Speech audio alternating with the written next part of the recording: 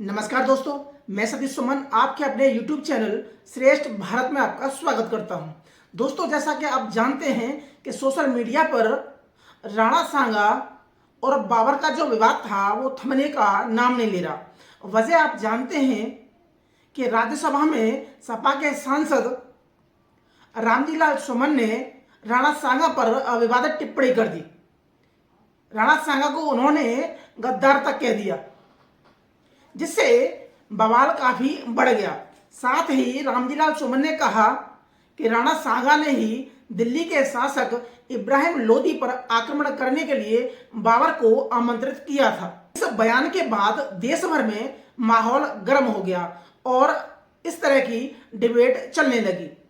हालांकि मेरा मानना है कि राणा सांगा को माननीय सांसद द्वारा गद्दार कहने से बचना चाहिए। इसमें दूसरा प्रश्न था कि राणा सांगा ने बाबर को इब्राहिम लोदी पर आक्रमण करने के लिए आमंत्रित किया या नहीं।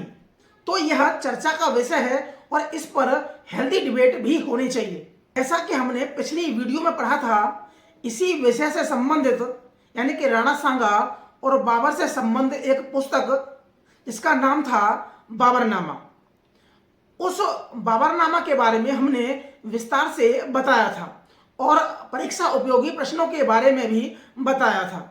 आप चाहें उस वीडियो को आई बटन पर क्लिक करके देख सकते हैं या फिर प्ले लिस्ट में देख सकते हैं। बात करेंगे इस वीडियो के माध्यम से राणा सांगा के संपूर्ण इतिहास के बारे में। साथ ही जानेंगे कि क्या राणा सांगा ने बाबर को इब्राहिम लोदी पर आक्रमण करने के लिए आमंत्रित किया था या नहीं किया था। इसके अलावा जानेंगे कि बाबर और राणा सांगा में कौन सा युद्ध हुआ था और इस युद्ध के क्या कारण थे, क्या उसके परिणाम निकले। तो जिन्होंने अभी तक हमारे चैनल को सब्सक्राइब नहीं किया है, प्लीज चैनल को सब्सक्राइब कर लें। बगल में जो बेल आइकन है उसे भी क्लिक कर दें ताकि हमारी हर वीडियो का नोटिफिकेशन आप तक पहुंचता रहे। राणा सांगा के बारे में जानने से पहले इसी वंश के जो आदि मुख्य पुरुष हैं उनके बारे में जानना होगा। तो वो थे राणा कुंभा। राणा कुंभा की हत्या उनके ही एक पुत्र राणा उदा ने कर दी। राणा उदा अपने पिता राणा कुंभा की हत्या करने के बाद अपने भाई रायमल पर चढ़ाई करने के लिए चल देता है और साथ में उन पर चढ़ाई करने के लिए यानी कि सहायता प्राप्त करने के लिए मांडू के सुल्तान गया शाह को राजी कर लेता है।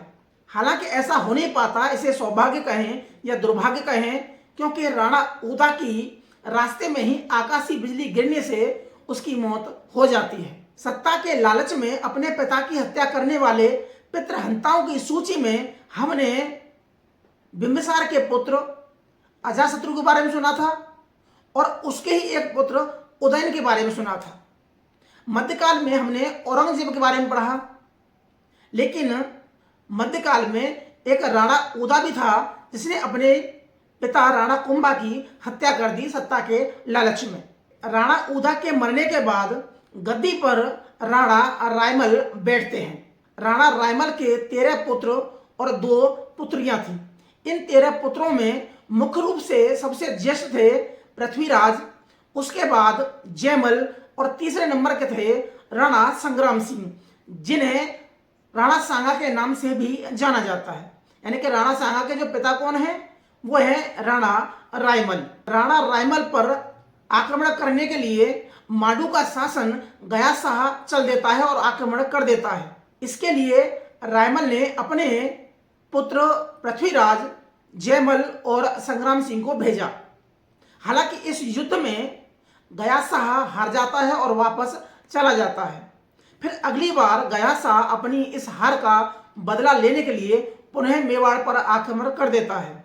इस बार मेवाड़ के जो राजकुमार थे यानी कि संग्राम सिंह, पृथ्वीराज और जयमल आदि में संपत्ति यानी राज्य को बंटवारे को लेकर विवाद हो जाता है और आपस में ही ये लड़ने शुरू कर देते हैं, जिससे मेवाड़ की जो शक्ति थी वो क्षीण हो जाती है। लेकिन जब दोबारा से गया शाह आक्रमण करता है तो मेवाड़ हार जाता है और रायमल ने उसको दंड के स्वरूप धन दिया यानी कि गया शाह को। अगर राणा सांगा और उसके भाई आपस में नहीं लड़ते तो राणा रायमल को दंड स्वरूप कुछ धन गया शाह को नहीं देना पड़ता।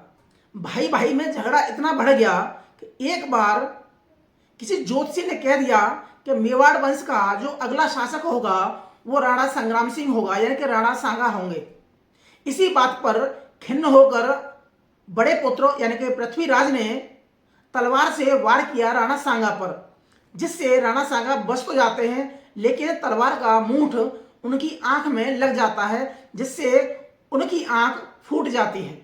आगे चलकर राणा रायमल के सबसे बड़े पुत्र पृथ्वीराज की जहर खाने से मृत्यु हो जाती है। अब यह जहर उन्होंने खुद खाया या किसी ने षड्यंत्र के तहत दिया या फिर गलती से खा गए हो, यानी कि कुल मिलाकर पृथ्वीराज की मृत्यु हो जाती है। और कुछ समय बाद दूसरे पुत्र जयमल की सोलंकियों के विरुद्ध युद्ध करने में मृत्यु हो जाती है।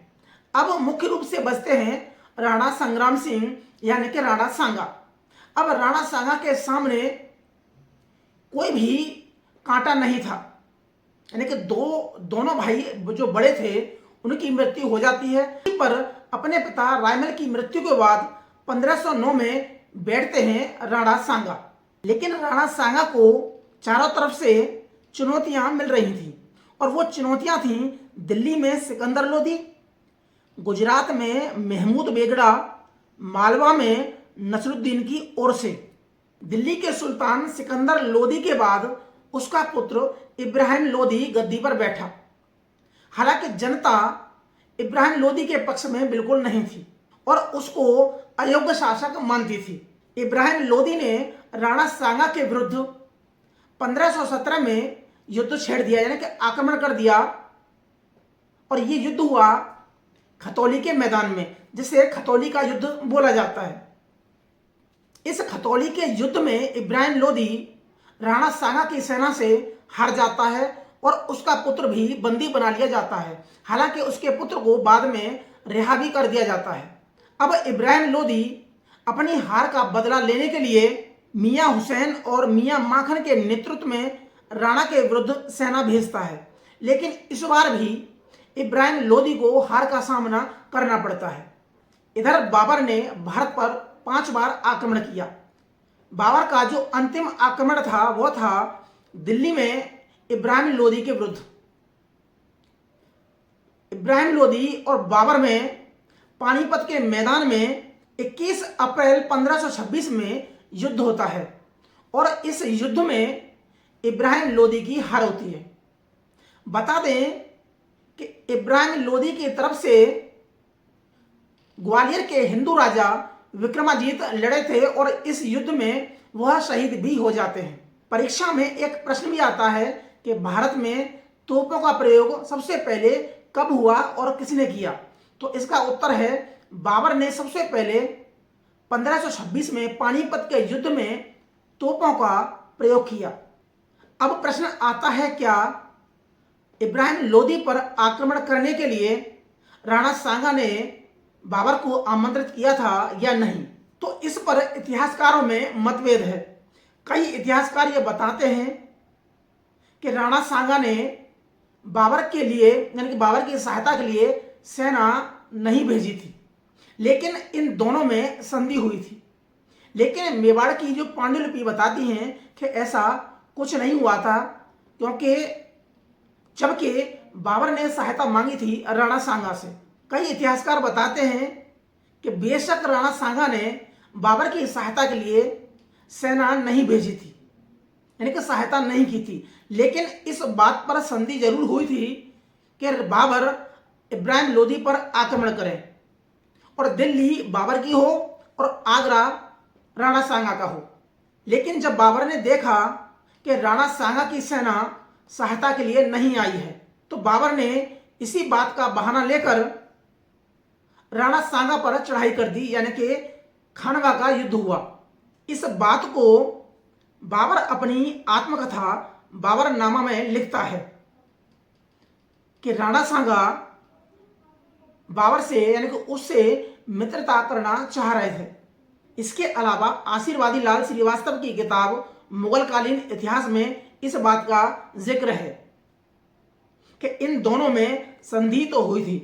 राणा सांगा का विचार था कि बाबर दिल्ली में हो जाएगा और आगरा सांगा को मिल जाएगा। सांगा को यह भी अंदाजा था कि बाबर अपने पूर्वजों यानी कि तैमूर और चंगेज खान की तरह लूटपाट करके वापस अपने देश लौट जाएगा। लेकिन जो राणा सांगा ने सोचा था ऐसा हुआ नहीं। बाबर ने भारत में मुगल सत्ता की नींव रखी, यानी कि मुगल वंश की स्थापना की बाबर ने। अब जो राणा सांगा के पक्ष वाले हैं उनका तर्क है कि सांगा लोधी पर आक्रमण करने के लिए बाबर को क्यों बुलाएगा, जब सांगा लोधी को 2 बार पराजित कर दिया है।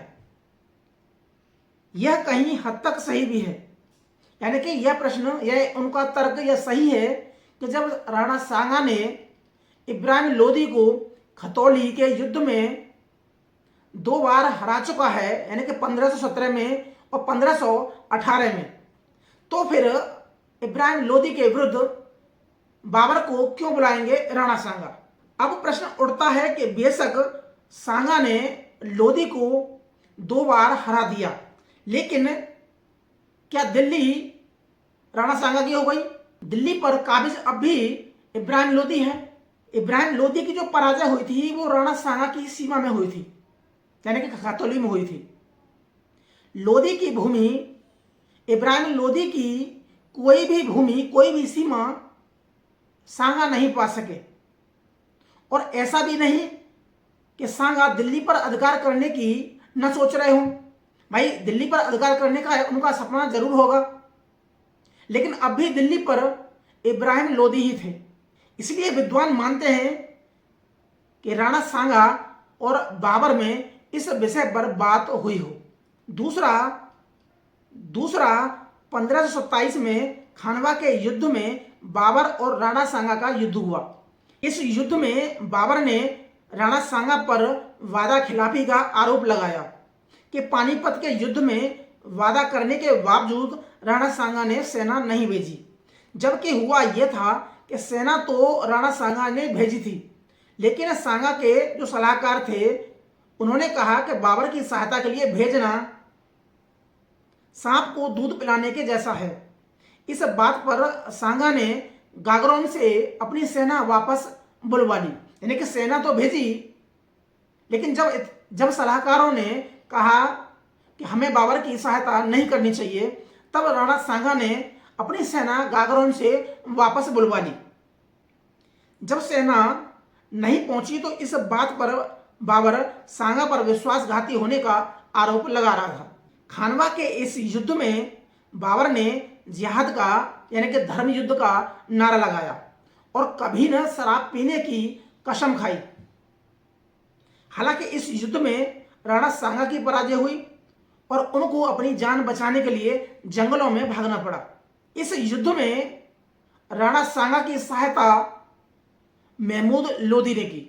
अब हम जानेंगे कि राणा सांगा की खानवा के युद्ध में पराजय के क्या कारण थे।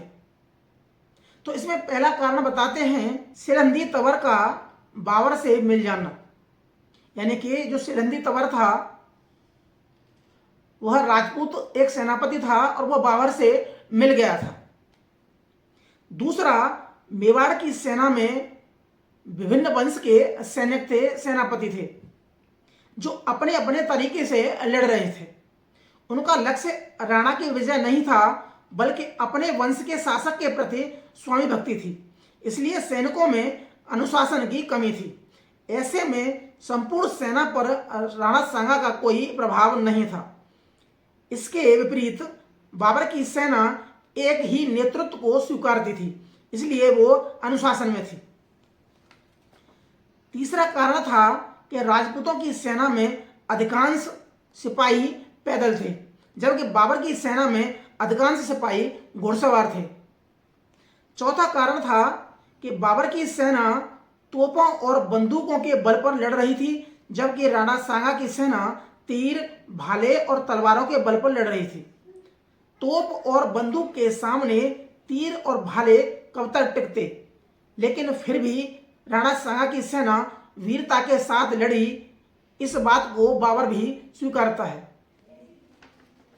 कुल मिलाकर दोनों की युद्ध नीतियों में, दोनों की युद्ध पद्धतियों में काफी अंतर था और यही अंतर राणा सांगा की हार और बाबर की विजय का कारण बनती है।